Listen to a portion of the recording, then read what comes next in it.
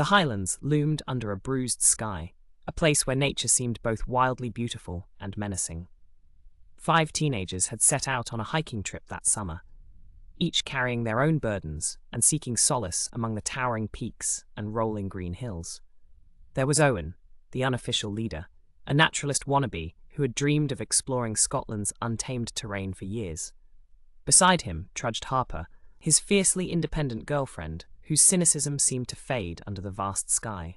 Claude, the quiet artist, captured moments with his camera, always looking for beauty in the mundane. Emma, adventurous and spirited, sought the thrill of the unknown, a stark contrast to her protective twin brother, Nathan, who had reluctantly agreed to come along. Guided by outdated maps and Owen's insatiable curiosity, they found themselves in the remote heart of the Highlands. The air was crisp, tinged with a whispering wind that made the hair on the back of their necks stand.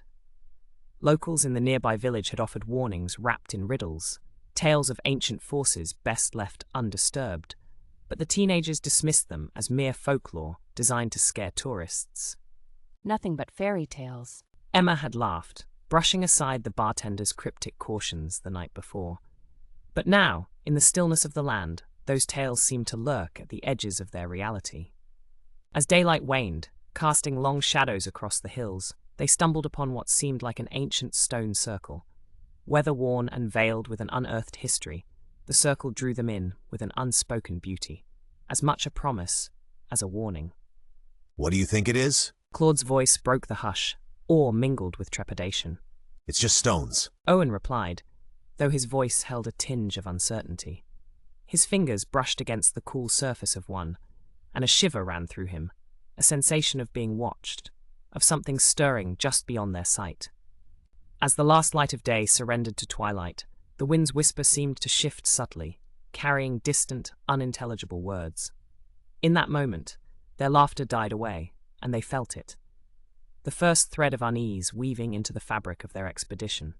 And with the darkening skies, unbidden thoughts formed, something echoing about the stones. But all thoughts faded as they stood there, entranced, wondering why those stones felt so ominously alive. Chapter 2. The night approached swiftly, painting the Highlands in deep hues of blue and black. The group settled around their campfire, laughter forced and shadows flickering like ghosts. The air grew heavy, dense with an unnatural presence. Around the ancient stones, things seemed different. Emma rubbed her temples, plagued by a headache that throbbed in time with a strange murmuring, a susurrus on the fringes of perception. Does anyone else hear that? She asked, her voice barely above a whisper. "Just the wind?" Nathan replied, though he squirmed under its caress, the sound unnerving him more than he cared to admit. Feels more like whispers. Harper muttered, glancing over her shoulder. And then, in the distance, Claude thought he saw a fleeting shadow, something moving, watching. He didn't mention it, the doubt creeping in that maybe he had imagined it. But the feeling wouldn't leave him.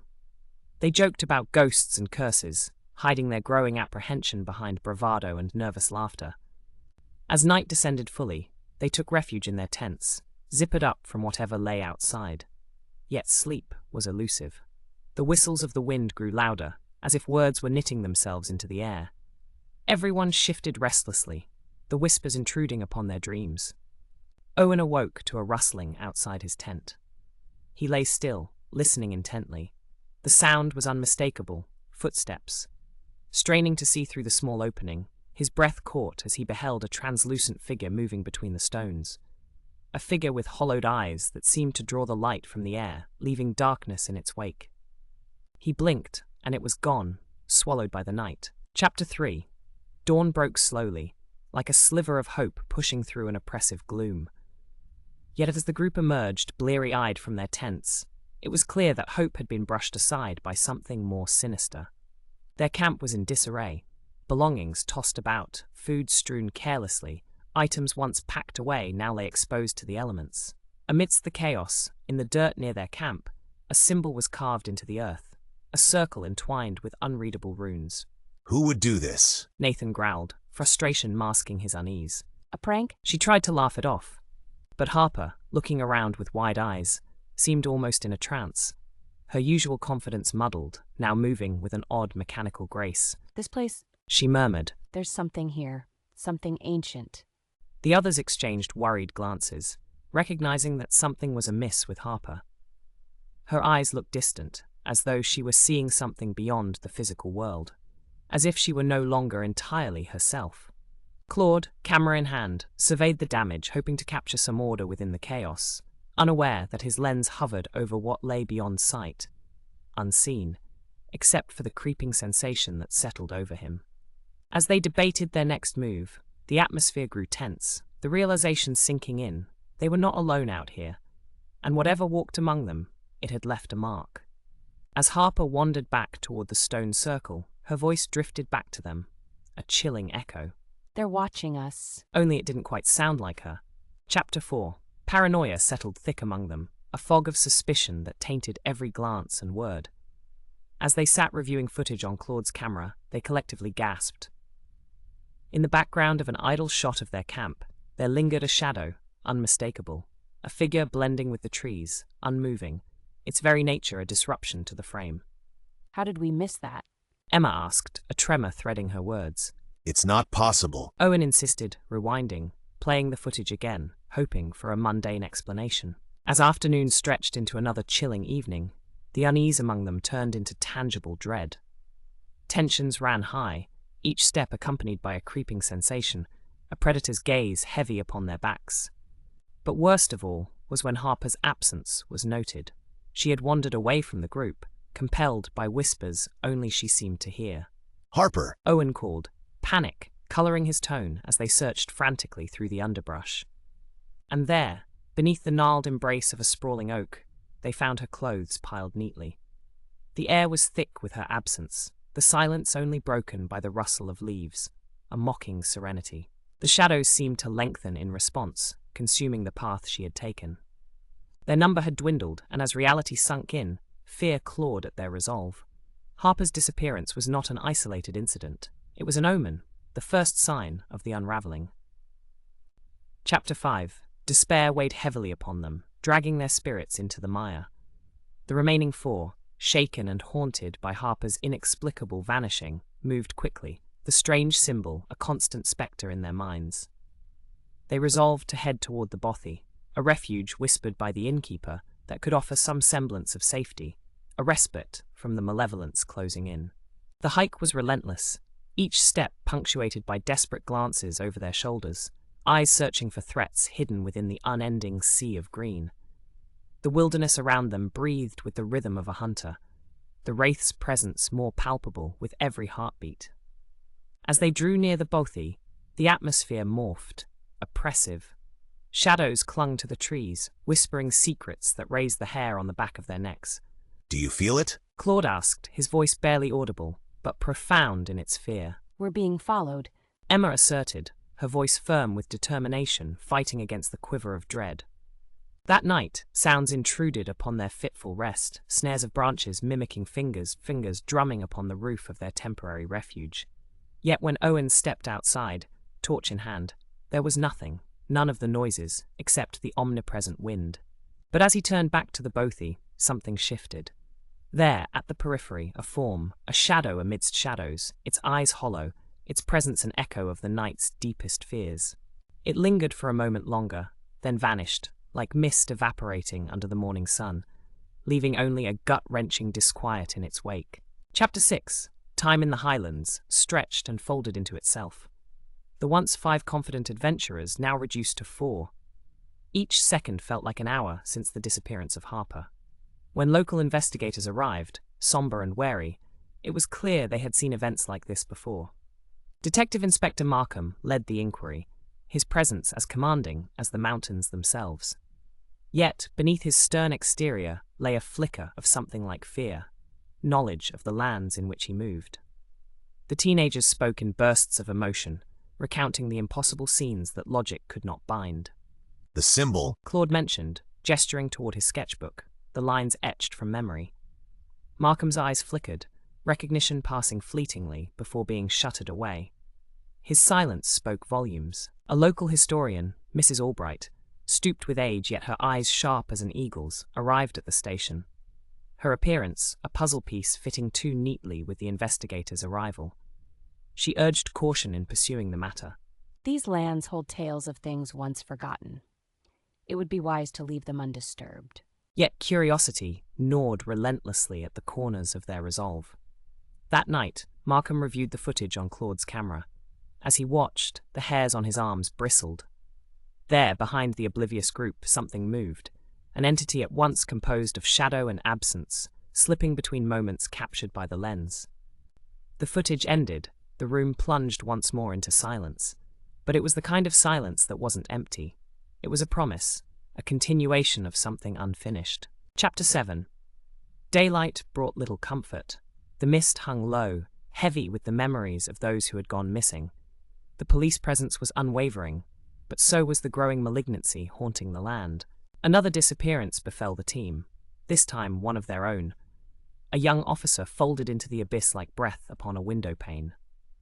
This second loss drove a stake into the heart of normality, snapping ties to the known and plunging the team into isolation with their fear. Markham, a man unaccustomed to losing control, now found himself grasping at fractured realities. His sleep was punctuated by hallucinations, visions of things that should not exist, creeping into the corners of his sanity. The Wraith, She began. is no mere spectre. It is a remnant, a curse born from a ritual centuries past. They sought power, but instead awakened something beyond time, something that festered beneath these hills. The story was a web woven with broken dreams and promises betrayed, echoing across the generations. Unresolved, the Wraith roamed, feeding upon those who would near its prison. Yet, Markham clung to something she said. To end the curse, a conclusion was necessary, but its shape and form were concealed, hidden in a past as obscured as the Wraith itself. And as they departed, one truth followed them. Redemption came with its own shadows, now lingering just behind the veil of perception. Chapter 8. The Highlands had long been both guardian and warden to secrets older than the stones themselves. The Wraith, as they learned, was an anomaly, a presence neither alive nor truly dead, carved into existence by intense loss to the mists of time. The teenagers, now joined reluctantly by Markham, understood that to escape this supernatural snare, they needed to restore balance, return what had been taken. But what had the past plundered that left its mark so deeply etched in the present? As they unraveled the tale, Claude's sketches became a guide. The symbol, repetitive and consuming, whispered its own story. Each line was a thread to the past, pointing to something grounded in the place itself. There's something buried, isn't there? Emma proposed, eyes wide with revelation. A hushed agreement settled over them. It was more than just the stones, it was the land itself that held answers, or perhaps even a sacred relic that needed to be placed back among them. In their pursuit, they discovered a journal, buried beneath layers of moss and time near the stone circle. Ink softly bleeding into parchment with age, the words scribbled on it a confession and a guide. The knowledge was there, a map and a mirror to their journey, a key to existence, bound to silence, long ignored. But as they deciphered, unease grew. What if the return demanded more than they could give? Chapter 9. Their conclusion felt both near and far, the ancient text unraveling before them like an unspoken incantation. With the chill of anticipation nipping at them, they moved back toward the heart of the stone circle. The storm clouds gathered, a congregation marshalling forces above, echoing the turmoil below. A ritual was all that remained. It was an ancient practice requiring intent and sacrifice, hopefully enough to satiate and reclaim the chaotic spirit. Owen, with determination etched into his every motion, began arranging the artifacts as instructed. The group was a harmony of frantic action, spurred by an urgency they barely grasped. As dusk deepened into night, the winds howled in harmony with an otherworldly chorus, building, a cacophony of souls distinctly human and otherwise. Within the circle, their voices joined, each utterance a step closer to reconciliation. Land, sky, all seemed poised upon the precipice of change when the Wraith finally materialized fully in their midst. Its form was both ethereal and threatening, a torn veil of shadow that seemed to survey their offerings with detached curiosity. Time hung suspended as they continued, driven by fear and hope entwined.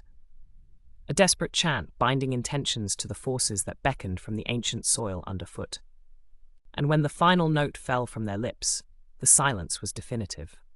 Gone was the presence, Gone was the oppressive menace. It was as though a cosmic weight had been lifted from their very souls, graced by a serenity that welcomed their aching, weary selves. Chapter 10. Morning draped itself over the Highlands like a balm. The night's ordeal seemed a surreal memory etched against the promise of today. The teenagers returned to themselves, looked upon the world with eyes anew. They had survived, overcoming that which sought to devour not just them, but their realities. Their path back to the village was both triumphant and surreal, with nature's whisper more soothing than sinister. Yet beneath the veneer of serenity lingered an unfamiliarity, almost as if the world had shifted under their feet. As weeks passed, healing and forgetting mingled. Life resumed its charades. But for Claude, Owen, Emma, and Nathan, something tethered them to the Highlands' enigma. And as stories morphed into legend, whispers carried the tale into the ears of those willing to listen.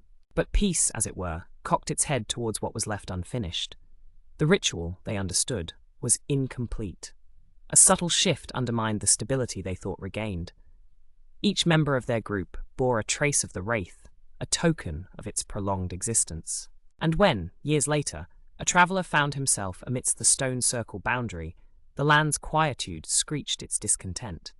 For the Wraith had not departed, merely melded into their very consciousness, a spectre waiting, patiently turning the wheel of time until it could walk the earth once more. Their false sense of calm shattered like glass upon the realization that in banishing their nightmare, they merely set the stage for its rebirth. And so the cycle of the Highlands continued, a haunting melody eternally incomplete, where memories basked in a shadowed eternity.